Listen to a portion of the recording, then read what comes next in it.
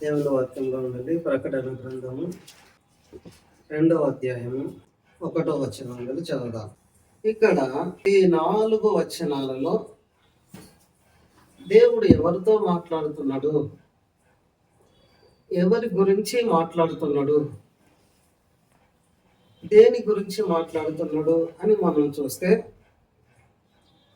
ఇక్కడ దేవుడు సంఘముతో మాట్లాడుతాడు. సంఘములో ఉన్న విశ్వాసులతోనే మాట్లాడుతాడు.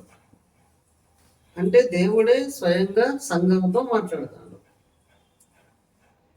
ఈ సంఘం ఎక్కడున్నదట అని మనం చూస్తే మొదటి వచనంలో మనకు పై లైన్లో కనపడుతుంది. ఎఫెస్సులో ఉన్న సంఘపు దూతకి ఇలాగ వ్రాయము అని దేవుడు చెప్తాడు. అపోస్తలుడైనటువంటి యోహానుతోని దేవుడు చెప్పి ఈ ప్రకటన గ్రంథంలో రాపిస్తున్నాడు. సంఘముల గురించి ఏమంటాడు దేవుడు? సంఘము ఏమై ఉండాలట, ఏమై ఉన్నది, దేవుడు సంఘాన్ని ఎలా చూస్తున్నాడు, సంఘాన్ని దేవుడు చూసినప్పుడు సంఘము దేవునికి ఎలా కనబడుతుంది, సో సంఘమును దేవుడు ఎందుకు ఇలాగా పట్టింపు కలిగి చూస్తున్నాడు అనేది మనకి ఇక్కడ వాక్యంలో కనబడుతుంది. దేవుడు సంఘం విషయంలో చాలా శ్రద్ధ కలిగిన వాడుగా మనకు మనం చదువుకున్న వాక్యాలను బట్టి మనకు అర్థమవుతుంది. అయితే సంఘములో దేవుడు చూసినప్పుడు ఏం చూస్తాడు అని అంటే, సంఘం ఏం చేస్తుంది, ఏం చేస్తలేదు, ఇవన్నిటిని చూస్తాడు. అయితే దేవుడు సంఘాన్ని చూసినప్పుడు సంఘం ఎలా కనబడుతుందో మనకి ఈ మాటలలో కనబడుతుంది. సంఘం ఎలా ఉన్నదట అని అంటే, సంఘంతో దేవుడు అంటాడు, నీ క్రియలను, నీ కష్టమును, నీ సహనమును నేను ఎరుగుదును. దేవుడు అంటాడు నేను ఎరుగుదును అంటే నాకు తెలుసు అంటాడు. ఏం తెలుసాడు దేవునికి సంఘాన్ని గురించి అంటే, ఇక్కడ సంఘాన్ని గురించి దేవుడు చెప్తాడు క్రియలు అంటే ఏంటిది? పనులు. నువ్వు చేసే పనులన్నీ నాకు తెలుసు బిడ్డ అంటాడు. ఎవరితోనే? సంఘంతో, అంటే విశ్వాసులతోనే. ఇంకేం చెప్తాడు? నీ కష్టమును కూడా నాకు తెలుసు. నువ్వు చేసే పనులు తెలుసు, నువ్వు పడే కష్టము నాకు తెలుసు. దాంతోపాటు ఇంకేం తెలుసట? నీ సహనమును నేను ఎరుగుతాను. అంటే ఇక్కడ దేవుడు సంఘంలో ఎన్ని చూస్తున్నాడు? 3 చూస్తున్నాడు. ఒకటిది పనులు, వాళ్ళు చేసే పనులు. రెండోది వాళ్ళు పడే కష్టము. మూడవది వాళ్ళకున్న సహనం. సో ఇవి సంఘంలో దేవునికి కనబడుతున్నాయి. ఇవన్నీ తెలుసు దేవునికి. తర్వాత వీటితో పాటు ఇంకా దేవునికి ఏం తెలుసట అని అంటే, నీవు దుష్టులను సహింపలేవనియు అపోస్తలులు కాకయే తాము అపోస్తలులమని చెప్పుకొని వారిని పరీక్షించి వారు అబద్ధికులని నీవు కనుగొంటివనియు. సో పనులు అంటే మనకు తెలుసు. ఏం పనులు చేస్తారు సంఘంలో? విశ్వాసులు ఏం పనులు చేస్తారు? సంఘానికి సంబంధించిన కార్యక్రమాలు వాళ్ళు ఎలా భరిస్తూ ఉన్నారు, ఎలా బాధ్యత వహిస్తున్నారు, సంఘంలో ఎలాంటి పట్టింపు కలిగిన వారిగా ఉన్నారు, ఎలాంటి పనులను సంఘం కొరకు వాళ్ళు చేస్తున్నారు, ఇవన్నీ కూడా యేసయ్య చూస్తున్నాడట. అంటే సంఘం ఏం చేసేదై ఉండాలి? పనులు చేసేదై ఉండాలి. సోమరిదిగా ఉండొద్దు. విశ్వాసులు సోమరులు కావద్దు. చాలా మంది ఎట్లా ఉంటారు అంటే, విశ్వాసులు వాళ్ళే చేసుకుంటారు అంతే, నాకేంది అనేటోళ్ళు ఉంటారు. నేను లేకపోయినా చేసుకుంటారు నాకేమైనా పని. కొంతమంది ఎట్లా ఉంటారు అంటే, స్పెషల్గా వాళ్ళు పిలిచి చెప్తేనే చేస్తారు, లేకపోతే చేయరు. అంటే వాళ్ళ నేచర్ అన్నమాట. వాళ్ళ సంఘములో కలిగి ఉన్న బాధ్యత, వాళ్ళు సంఘములో కలిగి ఉన్నటువంటి వాళ్ళ విధి విధానాలు, నాకేం పనిలే, నాకేమైనా చెప్పినరా, వాళ్ళకే చెప్పినారు, వాళ్ళే చేసుకుంటారు అనేలాగా ఉంటారు. వాళ్ళకు స్పెషల్గా చెప్పితే, ఒకవేళ చెప్పిన వాళ్ళు ఎలా అనుకుంటే, కొంతమంది అందరికి చెప్పినాక లాస్ట్కు చెప్పలేదన్నట్టుగా నాకు చెప్పారు అన్నట్టు కూడా ఉంటారు. అంటే వీళ్ళకు ఇది నాది అనేటువంటి బాధ్యత అనేది ఉండదు. చెప్పకపోయినా ఇది నా పని, నేను చేయాలి అనేలాగా ఉండదు. సో అందుకనే దేవుడు సంఘములో ప్రతి పనిని చూస్తున్నాడు. విశ్వాసులు సంఘములో ఎలా ఉన్నారు, ఏం చేస్తున్నారు, విశ్వాసులు ఏం పనులు చేస్తున్నారు? సంఘంలోనైనా, సమాజంలోనైనా, వారి కుటుంబ జీవితంలోనైనా ఎలాంటి పనులు చేస్తున్నారో ప్రతి పనిని కూడా దేవుడు చూస్తున్నాడు. ఇది మొదటిది. రెండవది, వాళ్ళు పడే కష్టాన్ని కూడా చూస్తున్నారు. సంఘము దేవుని కొరకు ఎంత కష్టపడుతున్నది, సేవ కొరకు ఎంత కష్టపడుతున్నది, ఆత్మల రక్షణ కొరకు ఎంత కష్టపడుతున్నది, సంఘ అభివృద్ధి కొరకు ఎంత కష్టపడుతున్నది, ఎంత ప్రార్థన చేస్తుంది, ఎంత సువార్త చెప్తుంది. సో సంఘానికి లేదా విశ్వాసాలకు ఉన్న వాళ్ళు పడేటువంటి ఆ కష్టాన్ని కూడా దేవుడు చూస్తున్నాడు. వాళ్ళు దేవుని మహిమ కొరకు ఎంత కష్టపడుతున్నారు, సంఘములో ఎంత కష్టపడుతున్నారు, సంఘం కొరకు ఎంత కష్టపడుతున్నారు, ఆత్మల రక్షణ కొరకు ఎంత కష్టపడుతున్నారు, సువార్త కొరకు ఎంత కష్టపడుతున్నారు, ఇతరులు రక్షించబడాలని ఎంత ప్రార్థన చేస్తున్నారు, ఎంత కష్టపడుతున్నారు, ఎంత కన్నీరు కారుస్తున్నారు. సో వాళ్ళు దేవుని మహిమ కొరకు బ్రతకడానికి, వాళ్ళు నీతి కొరకు నిజాయితీగా ఉండడానికి వాళ్ళు ఎంత కష్టపడుతున్నారు, దేవునికి సాక్షులుగా ఉండాలని వాళ్ళు ఎలాంటి కష్టాన్ని అనుభవిస్తున్నారు, ఇదంతా కూడా దేవుడు చూస్తానట. చాలా మంది విశ్వాసాలు ఏమనుకున్నారంటే, నా కష్టం దేవుడు కనపడుతుందో లేదో అనుకుంటారు. కానీ ఇక్కడ దేవుడే స్వయంగా చెప్తాడు, నీ కష్టం అంతా నాకు తెలుసు. నువ్వు ఆర్థికంగా ఎంత కష్టపడతావు, ఆత్మీయంగా ఎంత కష్టపడుతున్నావు, మానసికంగా ఎంత కష్టపడుతున్నావు, కుటుంబంలో ఎంత కష్టపడుతున్నావు, సంఘములో చర్చలో ఎంత కష్టపడుతున్నావు, అన్యులు రక్షించబడడానికి, ఆత్మల సంపాదన కొరకు, అనేకులు దేవుని కొరకు సంపాదించడానికి, దేవుని ఎదుగు నడిపించడానికి ఎంత కష్టపడుతున్నావు, ఎంత ఉపవాసం ఉంటున్నావు, ఎంత కన్నీరు కారుస్తున్నావు, ఇవంతా దేవుడు అంటాడు, నీ కష్టం ప్రతిదీ నాకు తెలుసు. అంటే ఇక్కడ సంఘం ఏం చేయాలి? పని చేసేదిగా ఉండాలి. తెలుసు అంటున్నానంటే అర్థమైంది, సంఘంలో ఇది బాధ్యతగా ఉండాలి. అంటే సంఘం పని చేసేదిగా ఉండాలి, సంఘం కొరకు, ఆత్మల రక్షణ కొరకు, దేవుని కొరకు కష్టపడేదిగా ఉండాలి. మూడోది, సంఘంలో ఏముండాలట అనంటే సహనము ఉండాలి. విశ్వాసులకు అనగా సంఘానికి సహనం ఉండాలి. సహనం అంటే ఏంటిది అర్థము? ఓర్పు. ఓర్పు ఉండాలి. ఏదైనా పని చేయాలన్నా ఓర్పు ఉండాలి. సంఘంలో ఏదైనా బాధ్యతను భరించాలన్నా ఓర్పు ఉండాలి. ఏదైనా మీదేసుకొని చేయాలన్నా ఓర్పు ఉండాలి. ఎందుకు ఓర్పు ఉండాలి అని అంటే, ఓర్పు లేకపోతే సంఘంలో వీళ్ళు ఏ బాధ్యతను తీసుకోలేరు. ఎందుకనంటే ఎవరైనా బాధ్యత తీసుకున్నప్పుడు పక్కన ఇంకెవరైనా చెడగొట్టడానికి ప్రయత్నం చేస్తూ ఉంటారు, ఎగతాళిగా మాట్లాడడానికి ప్రయత్నం చేస్తూ ఉంటారు. ఇక నువ్వే ఉన్నావు, ఆ సంఘంలో ఎవరు లేరా అనేటోళ్ళు కూడా ఉంటారు. సో సంఘంలో సహనాన్ని చెడగొట్టడానికి ప్రయత్నం చేసే వాళ్ళు చాలా మంది ఉంటారు, ఓర్పును పరీక్షించే వాళ్ళు చాలా మంది ఉంటారు. అప్పుడు అవన్నిటిని తట్టుకోవాలని అంటే ఏముండాలి? ఓర్పు ఉండాలి. సహనం అనేది చాలా అవసరం సంఘానికి, అనగా విశ్వాసులకు. సంఘంలో సహనం అనేది ఉంటేనే, విశ్వాసులకు సహనం అనేది ఉంటేనే ఏదైనా వీళ్ళు చేయగలరు. సో ఇక్కడ సంఘంలో దేవుడు ఈ మూడింటిని చూస్తున్నాడు. అంటే సంఘానికి ఇవి మూడు కూడా అవసరం. ఎవరన్నా ఏదన్నా అన్నా తట్టుకోగలగాలి, ఓర్చుకోగలగాలి. దేవుడు చూసుకుంటారు, నేను దేవుని కొరకు చేస్తాను అనేలాగా ఉండాలి. కానీ పగలకు పగ తీర్చుకునేవారుగా ఉండకూడదు. అలా ఉంటే అది సహనం కాదు. మనసులో పెట్టుకొని కక్ష సాధింపులు చేస్తే అది సహనం కాదు, అది పగ అవుతుంది. సో సంఘంకి ఏముండాలట అంటే సహనం, ఓర్పు అనేది ఉండాలి. ఇవి మూడు కూడా ఈ సంఘంలో ఉన్నాయి. ఏ సంఘం అంటే ఇది? ఎఫెసులో ఉన్నటువంటి సంఘము. ఇంకా ఈ మూడు లక్షణాలు కలిగి ఉన్నటువంటి సంఘము, ఈ మూడు లక్షణాలు అనగా క్రియలు చేసే సంఘము, అంటే పనులు చేసే సంఘము, రెండవది కష్టపడే సంఘము, మూడవది సహనము లేదా ఓర్పు కలిగి ఉండే సంఘముగా ఉండాలి. ఇది ఈ సంఘం యొక్క క్రియ అన్నమాట, లేదా లక్షణం. దీనితో పాటు బాధ్యత కూడా ఉండాలి. సంఘానికి మూడు లక్షణాలు ఉన్నాయి. ఒకటిది క్రియలు, అంటే పని చేసే విధానం. రెండవది కష్టపడే విధానం. మూడవది ఓర్పు లేదా సహనం కలిగి ఉండే లక్షణం. ఈ మూడు లక్షణాలు ఉండాలి. సో సహనం ఉన్నప్పుడు ఇంకేం చేస్తారట?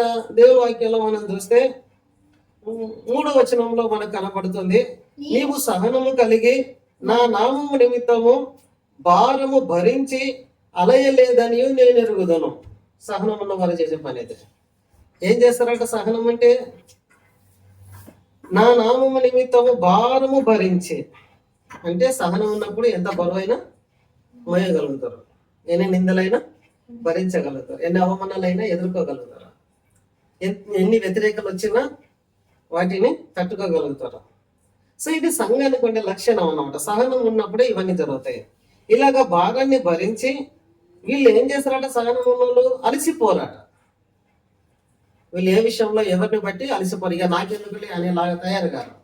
అందుకని సంఘంలో పనులు చేసే లక్షణం ఉండాలి సంఘానికి. రెండవది కష్టపడే లక్షణం ఉండాలి. మూడవది సహనము కలిగి ఉండే లక్షణం ఉండాలి. వీటితో పాటు బాధ్యత కూడా ఉండాలి సంఘానికి. వీటితో పాటు బాధ్యత కూడా ఉండాలి. బాధ్యత ఎలాంటిదట అని అంటే, ఇక్కడ 2వ వచనంలోనే 2వ లైన్ మనకు కనబడుతుంది, నీవు దుష్టులను సహింపలేదనియు అపొస్తలులు కాకయే తాము అపొస్తలులమని చెప్పుకొని వారిని పరీక్షించి వారు అబద్ధికులని నీవు కనుగొంటివి అని దేవుడు అంటాడు. అంటే సంఘానికి ఇది ఒక బాధ్యతగా ఉండాలి. సంఘం అంటే ఏదో ఆదివారం వచ్చినాం పోయినాం, ఏదో ప్రార్థన పెడతాం, వస్తానం కూర్చుంటాను పోతానం అని అంటే అది సంఘం కాదు. సంఘం ఏమై ఉండాలి, లక్షణాలకు వస్తే పని చేసేదిగా ఉండాలి.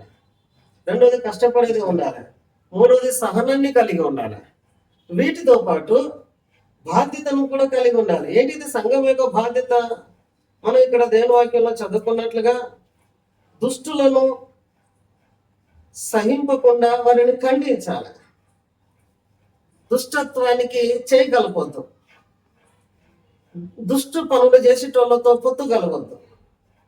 దుష్ట పనులు అంటే చెడగొట్టే పనులు కావచ్చు, నష్టాన్ని చేసే పనులు కావచ్చు, కీడు కలిగించే పనులు కావచ్చు, ఆత్మీయతను చెడగొట్టేవారైనా, ఆర్థికంగా చెడగొట్టేవారైనా, మానసికంగా చెడగొట్టేవారైనా, లేదా కుటుంబాలను చెడగొట్టే వాళ్ళు, ఇలాగే ఎన్నో పరిస్థితులు ఉంటాయి.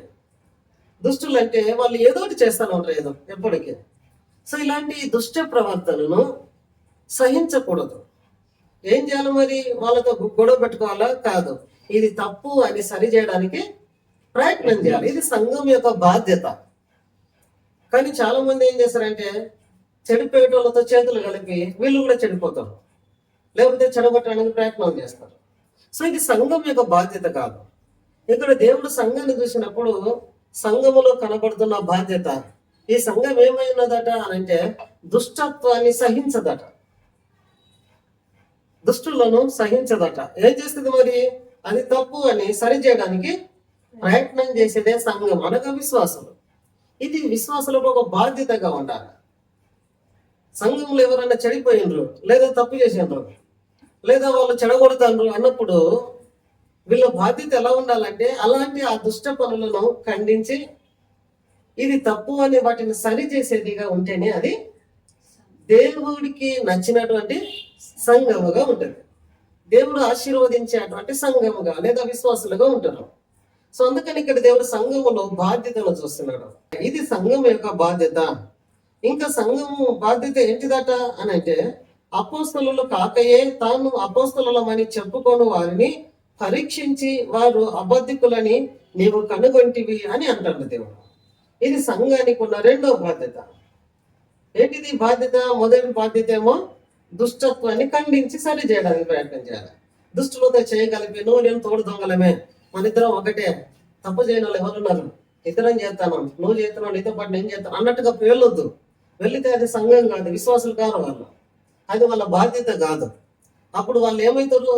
విశ్వాసులు కాదు, దుష్టులే అవుతారు. ఎందుకంటే దుష్టులతో చేయగలిపి దుష్టుల ఆలోచనతో ఏకీభవిస్తే వీళ్ళు కూడా దుష్టులు అవుతారు. అట్లా ఉండొద్దు.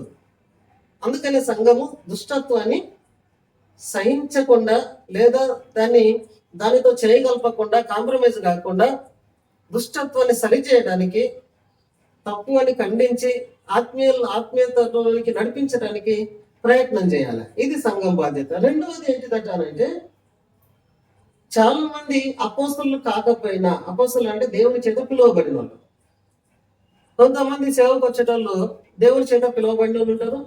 కొంతమంది దేవుడు పిలవడు వాళ్ళకు వాళ్ళే వచ్చి ఆగమాగం చేస్తా అంటారు, సేవను, సంఘాన్ని ఆగమాగం చేస్తా అంటారు, విశ్వాసాలను ఆగమాగం చేస్తారు, ఆత్మీయతను జడగొడతా అంటారు. విశ్వాసులకు మాయ మాటలు చెప్తా అంటారు, గందరగోళానికి గురి చేస్తా అంటారు. నేను చెప్పేది రైట్ అంటారు, నేనే సత్యం చెప్తాను అంటారు. ఇలాగా నేను సత్యం చెప్పడానికి వచ్చిన అంటారు. ఇది వాక్యానుసారం అనుకుంటా చాలా రకరకాల గందరగోళాన్ని క్రియేట్ చేస్తూ ఉంటారు.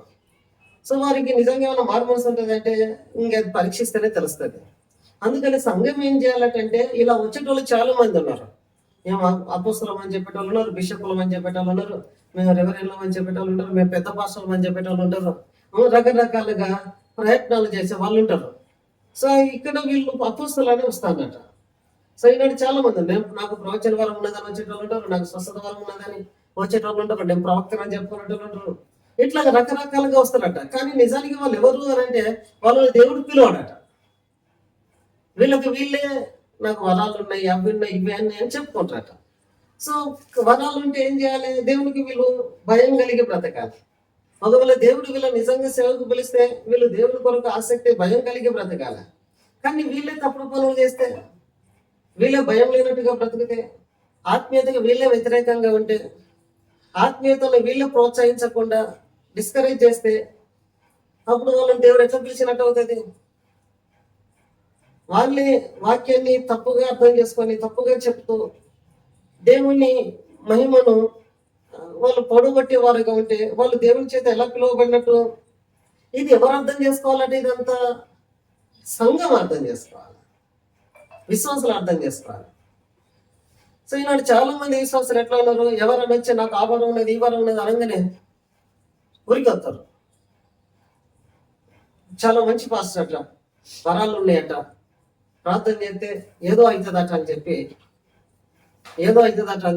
ఎవరిని పడితే వాళ్ళను చేర్చుకొని ఆత్మీయతలు పాడు చేసుకునే విశ్వాసాలు ఎందరో ఉన్నారు, చాలా మంది ఉన్నారు.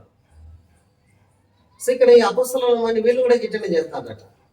ఈనాడు ఇట్లా చెప్పేటోళ్ళు చాలా మంది, నాకు దర్శన వరం ఉన్నదని, నాకు ప్రవచన వరం ఉన్నదని, నాకు స్వస్థత వరం ఉన్నదని, నేను మీ ఇంట్లోకి వస్తే దయ్యాలన్నీ ఎక్కడెక్కడ పారిపోతాయని, నేను మీ ఇంట్లోకి వస్తే మీ రోగాలన్నీ పోతాయని, నేను మీ ఇంట్లో అడుగు పెడితే మీ కష్టాలన్నీ పోతాయని, నేను మీ ఇంట్లోకి వస్తే ఏ మూలకున్న దయ్యాలన్నా ఉరికిపోతాయని ఇలా చెప్పేటోళ్ళు చాలా మంది ఉన్నారు.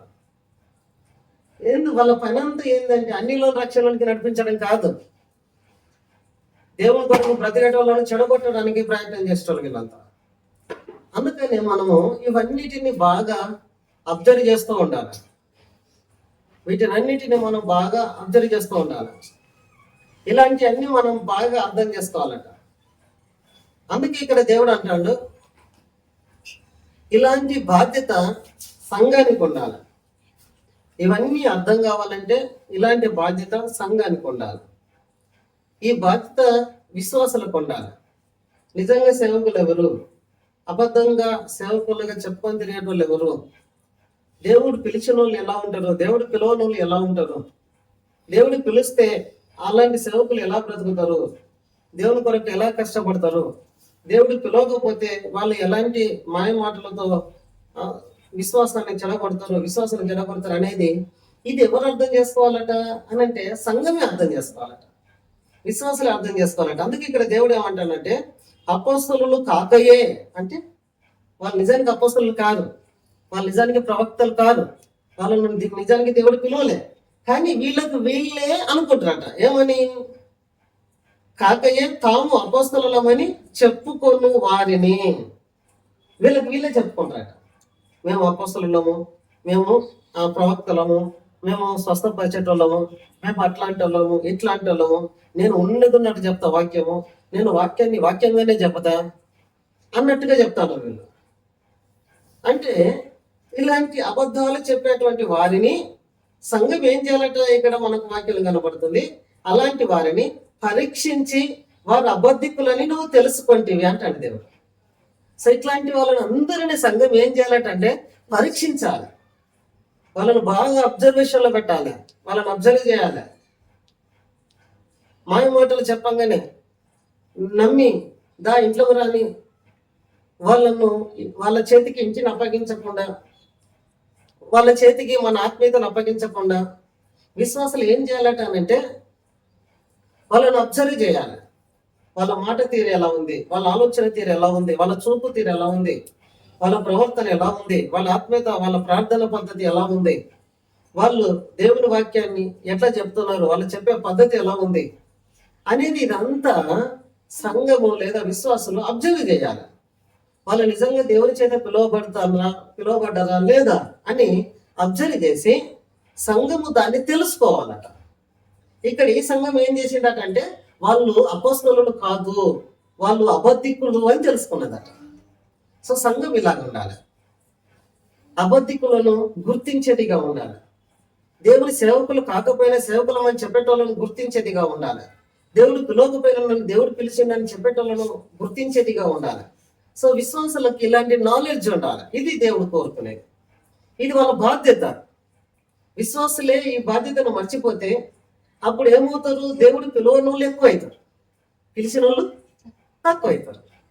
సో అప్పుడు దేవుడు ఎవరిని పిలిచిండో ఎవరిని పిలవలేదో, నిజంగా సేవ చేసిన ఎవరో సేవ చేయని వాళ్ళు ఎవరో అర్థం కాకుండా పోతుంది. అందుకని ఈ బాధ్యత సంఘం తీసుకోవాలి, దేవుడు కోరుకునేది. సో విశ్వాసులకి బాధ్యత ఉండాలి. సో దీనితో పాటు ఇంకేముండాలి విశ్వాసులకి లేదా సంఘానికి? సో ఇప్పుడు లక్షణాలను చూసినాం, రెండోది బాధ్యతను చూసినాం.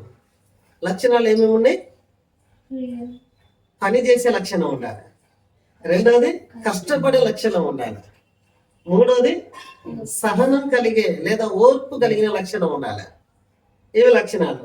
బాధ్యత ఏంటిది? సంఘానికి ఉండాల్సిన బాధ్యత ఏంటిది?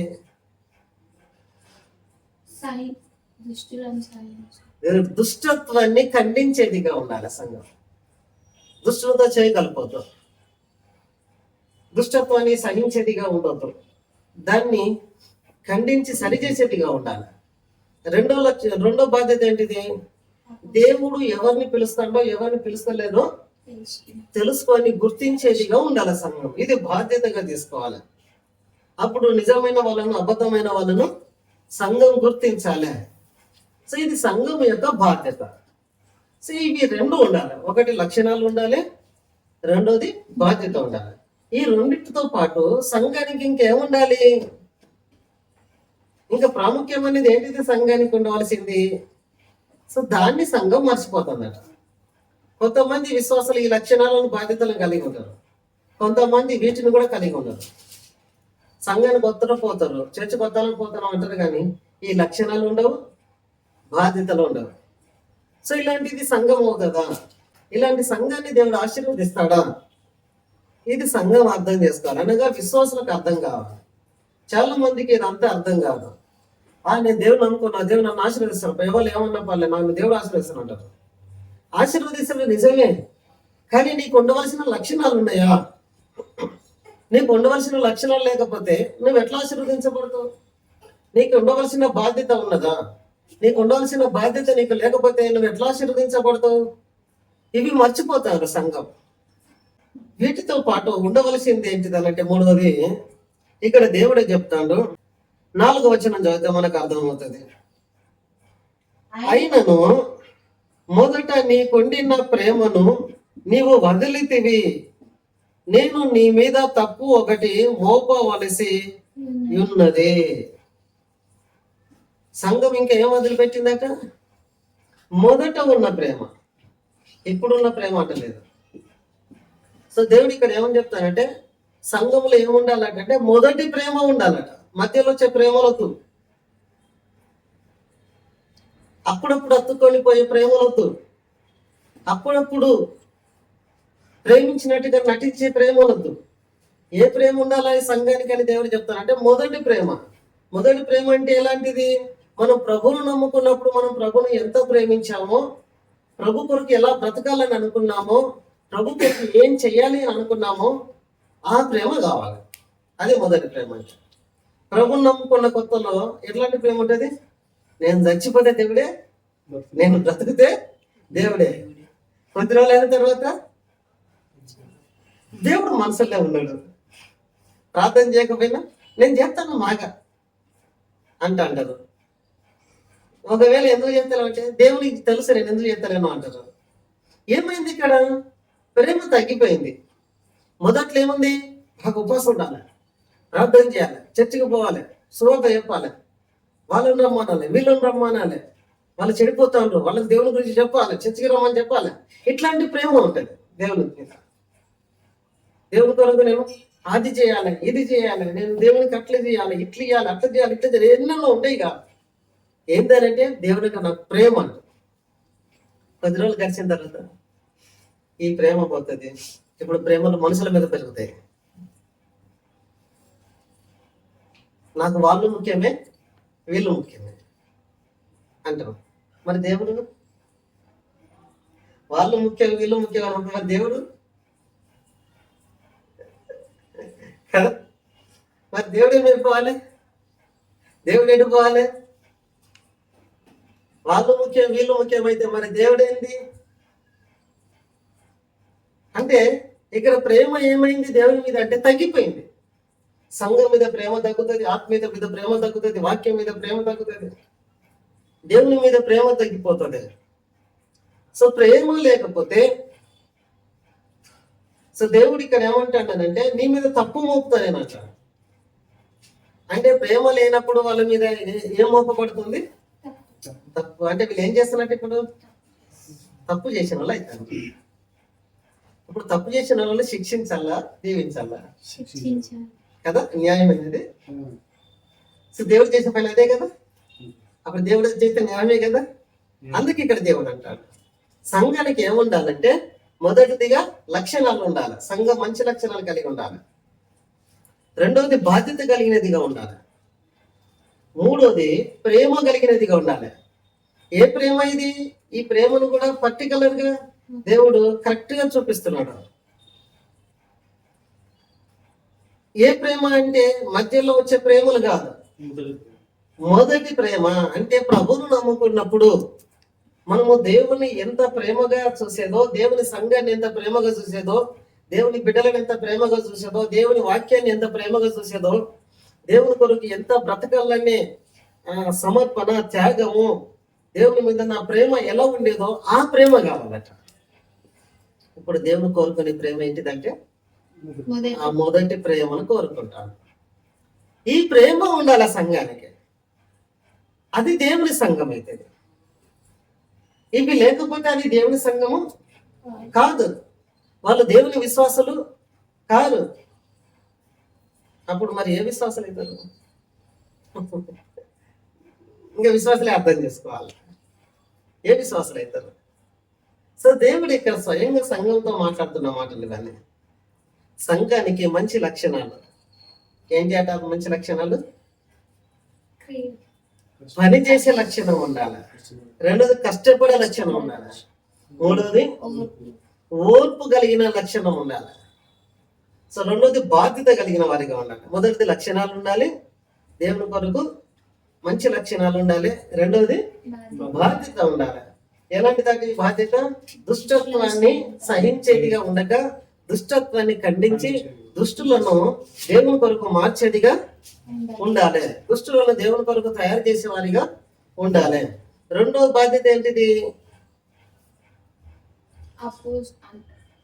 దేవుడు పిలవకపోయినా, దేవుని సేవకులు కాకపోయినా, మేము దేవుని సేవకులను, దేవుడు మమ్మల్ని పిలిచిన, మాకు ఆ వారం ఉంది, ఈ వారం ఉంది, మేము అట్లా ఇట్లా అని చెప్పుకునే వాళ్ళందరినీ వాళ్ళు నిజమైన వాళ్ళ, అబద్ధమైన వాళ్ళ అని గుర్తించే వారిగా ఉండాలి. అర్థం చేసుకునే వారిగా ఉండాలి. వీళ్ళు తప్పుడోళ్ళు, వీళ్ళు అబద్ధికులు అని గుర్తించగలిగిన స్థాయిలో సంఘం ఉండాలి, విశ్వాసులు ఉండాలి. సో మూడవది ఏముండాలంటే సంఘానికి ప్రేమ ఉండాలి. మొదటిది లక్షణాలు, మంచి లక్షణాలు, దేవుని కొరకు మంచి లక్షణాలు కలిగి ఉండాలి. రెండవది బాధ్యత కలిగి ఉండాలి. మూడవది మొదటి ప్రేమను కలిగి ఉండాలి. అంటే మొదటి ప్రేమే కొసదాకా ఉండాలి, ముగింపు దాకా ఉండాలి. మధ్యలో వేరే రకరకాల ప్రేమలు తీసుకురావద్దు. రకరకాల ప్రేమలను మధ్యలో ఎంటర్ కానివద్దు. సో మొదటి ప్రేమే కంటిన్యూ కావాలి, ముగింపు వరకు కూడా అదే ప్రేమతో మనం కొనసాగాలి. అదే దేవుడు ఇక్కడ చెప్పేది. అంటే సంఘానికి మంచి లక్షణాలు ఉండాలి, బాధ్యత ఉండాలి, మూడవది ప్రేమ ఉండాలి. ఈ ప్రేమ కూడా మొదటిది ఉండాలి. వాళ్ళని చూసి నేర్చుకునే ప్రేమలు, వీళ్ళని చూసి నేర్చుకునే ప్రేమలు, వాళ్ళు నేర్చుకునే ప్రేమ, వీళ్ళు నేర్చుకునే ప్రేమ కాదు. దేవుడు మనకు మొదటిలో ఏ ప్రేమను మనల్ని కలిగించాడో ఆ ప్రేమను మనము ప్రభు కొరకు ఎప్పటికీ కలిగి ఉండాలి.